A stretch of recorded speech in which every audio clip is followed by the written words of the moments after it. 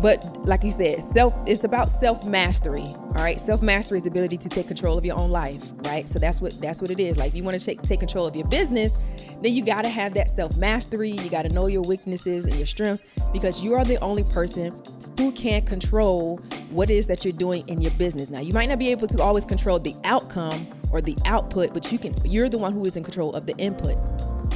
It's the Derrick and Rachel Harper podcast, the podcast where we teach entrepreneurs, experts, and leaders how to expand their purpose, gifts, and voice into the world and allow it to make room for them. So while you're here, make sure you subscribe, share, and leave a review so we can help more people just like you walk into their purpose. Welcome to the Derrick and Rachel Harper podcast. I'm one of your hosts, Derrick Harper, and I'm here with my lovely co-host, as always, Rachel Harper. Hello. Hello. How's it going today? Good. Okay.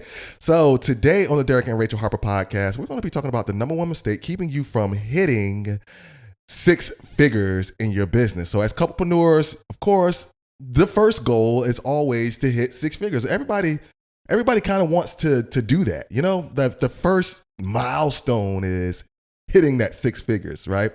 And so I was able to do it, or we were able to do it in our pressure washing business in the first 12 months of actually being full-time, right? Mm-hmm. And so that was that first milestone, and we hit it so quickly that we had to share, kind of what we're doing. And one of the things that was keeping us from hitting that six figures all the while we were, kind of doing this business. Because, I used to do it as a side hustle back in, about 7 or 8 years ago. And I was doing it as a side hustle, only doing it on the weekends. And, we had a partner, and then we split, and it was this whole crazy thing. But it was just this one thing that kept us from actually hitting that six-figure mark. So we're going to talk about that today, Rachel. So anyway, how's it going? It is going well. It's going well today. Yeah. Going well. So here's the thing, right? So she's looking at me because she knows, like, I have tons of stories about this, and she's like, just kind of, tell a little bit of the story and then kind of just let me take the reign. Like you stop trying. No. It's kind of like we watch Secret to Sex podcast, and they always talk like, man, you Jordan, you try to be Jordan, taking over the game. They like, let me speak. Like she want her turn. I'm giving you your turn to speak. So go on, speak. No, it was not that. Yeah. Oh, he's been going in on me today. It was not that. Anyway, so yes, the thing about business is that you have to be able to understand. Should I give the answer or? Hey, it's your podcast. Do whatever you want to do. Wow. Okay. Are we having a mini fight right now? Like what's happening right now? I don't understand. No, anyway, so the number one mistake that's keeping most couplepreneurs from hitting six figures is in their business. You might think it has something to do with marketing. You might think it has something to do with sales. But let me tell you, the number one mistake that most people make is not knowing their own personal strengths and their weaknesses. Right. Now, here's the thing. The reason why that is critical for you to understand your strengths and your weaknesses is because that's going to play a part in your marketing, in your sales. Even if you want to talk about relationship, it's going to play a part in your relationship. So in everything that you do, you have to understand, you got to have that self-awareness. Where am I strong? Where am I weak? So then that way you can maneuver in such a way where you aren't failing at all times. So if your business has not hit six figures, you might have to decide to use Derrick's word, go inward instead of going outward, trying to get all the strategies and the tips and the tools, and go inward and decide where am I weak? Where am I strong? And how am I trying to utilize that in my business? Right. So where are your strengths and weaknesses in your business? Because I've watched you for the past 2 years. Oh gosh. A little bit, going on 3 years actually now. So, wow. So I've watched you. And so gosh. Where do you think your weaknesses are? Okay, so I have a strength and a weakness. It plays a part. It's like a double-edged sword. But my strength is that I am very analytical. But my weakness is that I'm very analytical. So then it takes me too long to make decisions. It makes me almost indecisive, right? It's like analysis paralysis. Yeah, I get a lot of analysis paralysis because I'm trying to analyze. And it worked well when I was a special educator because I had to have all the numbers, what were their goals, where all the all those things, right? But now as a business owner, it could cause me to move too slow when I have to make quick decisions, especially as a CEO. You have to be able to make quick decisions that's in the best interest of your business. And if you move too slow, then you won't make money. Money. You won't make any money. And another weakness that I have is that I'm not really a big talker. And so when I have to go out and speak, I get drained very easily. I get tired. I get overwhelmed. My head starts to hurt, all those things. And so what I understand is that when it comes to marketing in my business, I have to market, I have to do live videos, I have to do what works for me so that me not speaking doesn't become a weakness. It is actually a strength. Right. And so how did you come to find out kind of like what is your strength? Like, how did you find that out? Like, was there something like a test that you took, or was it like you just figured it out, or did you pray? Like, what did you do? Yeah, so I would say it was all of them. So the first thing is I jumped out there, right? So if you don't jump out there and try the things that you're actually learning, you won't know if it is a weakness or a strength. You won't know much about yourself, right?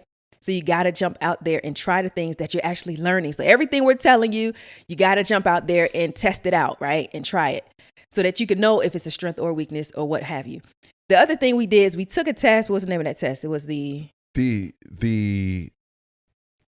assessment. DISC assessment. Yeah, well, I called it a flight assessment because we took it with Eric Thomas. Yeah. So when it comes to the DISC assessment, it would tell you exactly, like you take the test, you answer all the questions, and then it'll shoot you back the answer of what type of person you are. And the biggest thing is knowing why. Why do you do the things that you do? Why do you not like being around people? Why are you so rambunctious and you love being around people? Why do you all the things? So they kind of tell you and you go, okay, that makes sense. So the great thing is that we were able to take the DISC assessment, not just use it in our business together, but we was also able to use it in our relationship. Right. So I forgot who said it, but it was a thing that somebody, I can't remember the name, but if somebody knows, just let us know.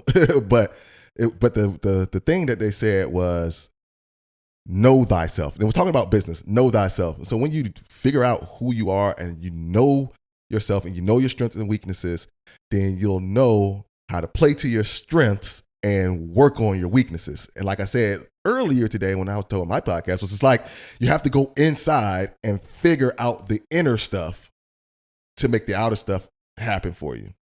And the good thing about being a couplepreneurs and knowing your strengths and weaknesses is that one person can take over the thing that they're strong in, and the other person can take over the thing that they're strong in, because 9 times out of 10, if you're equally yoked, where you're strong in, the other person is weak. And where you're weak, the other person is strong. And that's the beautiful thing about being a couplepreneur with Rachel, is because she is a very analytical person, and she can see things further out.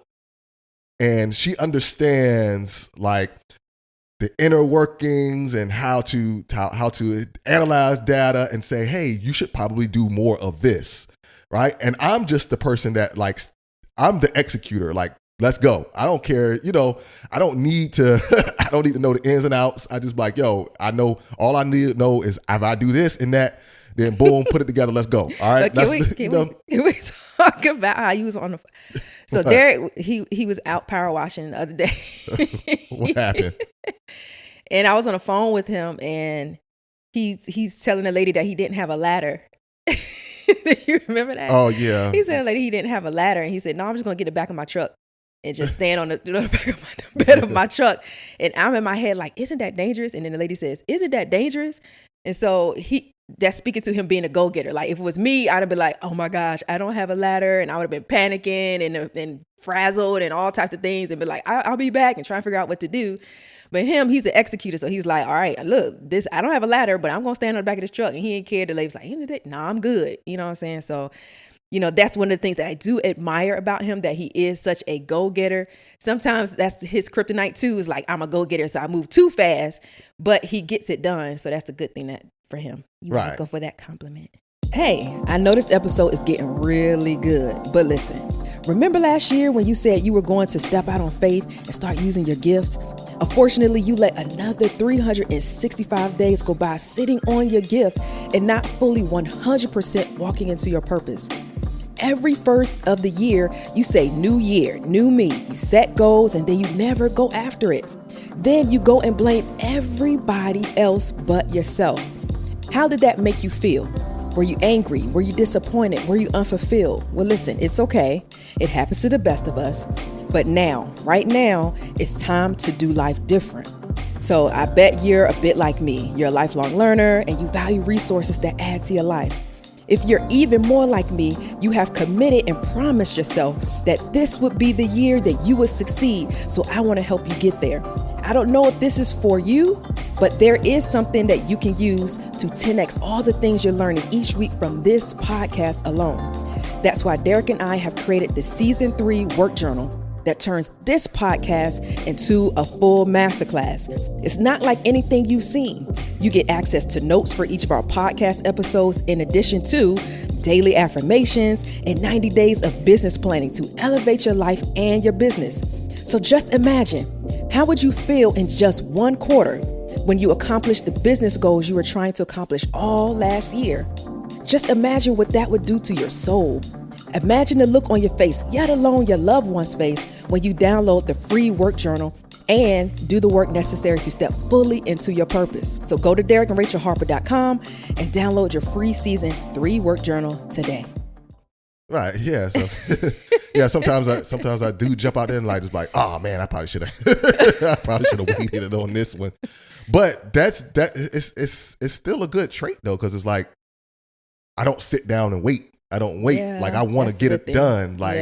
Especially with this podcast, when Rachel was like, all right, let's do 6 weeks of. Wow. I just gave him a compliment. He's throwing me under the bus. I'm not throwing you under the bus. I'm just saying, you leveled me and said, let's do 6 weeks of 6 weeks of, promotion before we launch this new era of the Derrick and Rachel Harper podcast. And I'm like, I'm sitting over here every day I'm watching the stuff on our, the statistics, and I'm like, man, we need to be putting stuff out. I looked at how much, one time we had did 150 something listens in one day. And I was looking back at the thing. I'm like, man, we did 150. Wow, we need to be putting stuff out. And I'm getting that anxiousness. Come on, these 6 weeks are taking forever, right? But everything has to be done in decency and order. And sometimes you need that ground. If you are a go-getter like me, so one of you one of the people, one of you who are listening to this, if you are a couplepreneurs, and one of you is the go-getter. Now, if both of you are go-getters, that's beautiful. But you do need that polarity, man. You need that polarity. Some person's up, one person's down. You need that polarity to round everything out. Like things are not always positive. Things are not always negative, right? Mm-hmm. And if things were always positive, it would be pretty boring. Mm-hmm. If everything was always negative, it would be still pretty boring. But it'll be, so you need that polarity, that that up and down to kind of balance everything out, right? Yeah. Well, not balance, because balance is bogus. But what did you say? What is management? Management. Mm-hmm. So you can manage better. Yeah. Right? So you can manage better, and knowing your roles. Knowing your roles is very, very, very important. Knowing your strengths and knowing your weaknesses.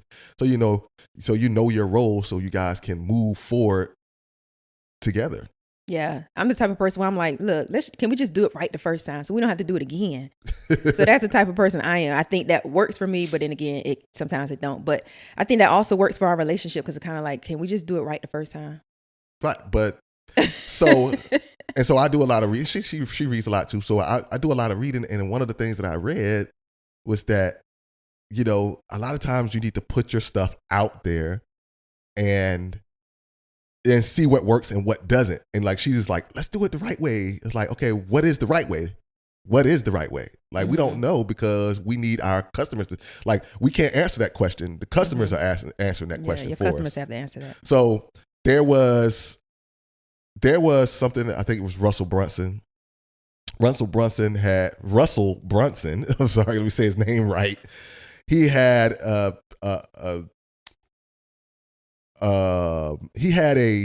thing where he had an example where he was talking about someone who writes jokes, right? So the person that writes jokes, they write 10 jokes, and then they go out to a local bar and they say those 10 jokes. Maybe 2 of them might land, right? So 2 of them are really good. And so he's like, all right, so they go back home and they take those 2 that they wrote and they're going to say, we're going to keep these 2 and we're going to write 8 more jokes. And so they take the 2 that landed with the 8 new jokes and go out, and then 5 of them might land, right? And so they repeat the process over and over again. And so for those of you who are out there, if one of you partners is probably like that, like, no, we need to do it right. We need to do it right. Like, manage yourself. I was about to say balance. Manage yourself a little bit differently and say, okay, let's come up with something. Let's put it out there and see how the people respond. Then we can always take it back and say, this worked. Now let's move to the next thing. Let's write 8 more jokes, for lack of a better phrase, or to keep it on along the lines of the same thing. We'll write 8 more jokes proverbially, and we'll put them out there, and then we'll see which ones stick, right? Mm-hmm. And so that's the advice that he gave in the book. And so I wasn't taking that advice. I was just like, go. And then when it didn't work, I was like, But then Rachel was like, oh, you got to look at your numbers, look at your data, analyze it, and understand what is working and what is not working. Mm-hmm. Right. So, but I have to push her to get stuff out so I can get the numbers. So she can get the numbers. So you can't be stuck. Man. You can't be stuck. Yeah, you can't be stuck in analysis paralysis. Oh my gosh. And it hurts so bad. It hurts so bad. It's like stress, anxiety, all that stuff comes up. But like you said, it's about self-mastery. All right. Self-mastery is the ability to take control of your own life. Right. So that's what it is. Like, if you want to take control of your business, then you got to have that self-mastery. You got to know your weaknesses and your strengths, because you are the only person who can control what it is that you're doing in your business. Now, you might not be able to always control the outcome or the output, but you're the one who is in control of the input. Right. Yeah. Or did I get that backwards? You are in control of yourself. Like so we talked about earlier, the circle of influence. You can only control what's in your circle of influence. But when you control your circle of influences, the things that you can't control starts to change in your favor because you've controlled your thing. So if you, like, I use the example, like, with me and Rachel, like, I wanted her to be a little bit more affectionate, and she's just not built like that. She's just not wired like that. My ET voice. She's not wired like that. Right. And so if I wanted to get more of what I want, I had to search inside myself and say, what am I not doing? Like, what I was doing was saying, you're not giving me this and you're not giving me that. And so when I put out those negatives, she returned the negatives by saying, okay, you know what? And you're probably still not going to get it because I'm not getting what I need. Right. So, and then once I looked inside myself and said, okay, what am I not doing? And I realized, okay, there are some things that I'm not doing, like simple stuff, like helping out around the house a little bit more and, making sure that, I cater to her. Like when I see her up slaving in the kitchen, I'm like, hey, yo, go sit down. I take care of that. Right. And just relieving her of the things that she normally does so that she'll have time, and then she'll see that as like, thank you. I really appreciate that. Now that positive gets a positive back, and now she starts to do more of the things that I like because of that. So when you're trying to change external situations, you have to change the internal because everything starts within. Yes. Well, it's a choice. So what choice are you going to make? Are you going to make the choice to just continue to not know who you are, to allow your weaknesses to overtake your business and your relationships? Or are you going to take control of your thoughts, your process, your habits, your behaviors, your beliefs? Because all those things play a part in your business and in your relationship as a couplepreneur together. Right. And so everything that we are talking about today is in our season 3 work journal that you can get at DerrickandRachelHarper.com. If you don't have it right now, I don't know what you're doing. This is the whole reason for our podcast, is that you guys learn and you can take notes and you can execute on the thing. It's like a free mini masterclass. It's a masterclass 2 times a week. And you have notes. Like, it's amazing. Mm-hmm. Because we are the number 1 podcast in the world. And who else is doing that? Who else? Nobody. So that's why you need to be subscribed. Right. So, I always say this because I want to to foreshadow. We are the number 1 podcast in the world. I want to be able to say it like ET said. I'm the number one motivational speaker in the world. Like we the number 1 podcast in the world. All right. So, but yeah. So if you haven't got it, man, go to DerrickandRachelHarper.com. There's a link there. You click on it and grab the season 3 work journal. And it has all of the pages in there that you need to follow along with us for this entire season. And of course, we'll be doing another one for season 4 when that comes up. All right. So remember that everything that you do today affects your future. So remember, tomorrow, I'm Derrick, Mr. Fresh Harper, you dig, and it's time for Rachel to do We're going to have to get one common outro. So, as I say, if you want your business to thrive, you're going to have to heal beyond your past, grow in your present, and reset for your future. All right. You've been listening to the Derrick and Rachel Harper podcast. And we'll see you another time.